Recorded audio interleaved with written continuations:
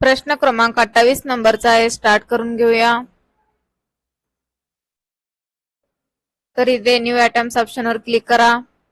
त्यानंतर कॉन्टॅक्ट ऑप्शनवर क्लिक करा. तर इथे नेम कॉपी करून घ्या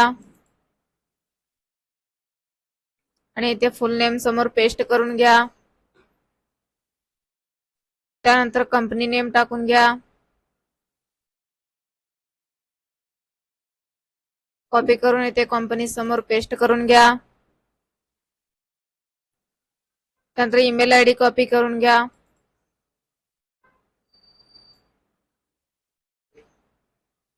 ईमेल समोर पेस्ट करून घ्या. त्यानंतर वेब पेज ऍड्रेस लिंकला कॉपी करून घ्या.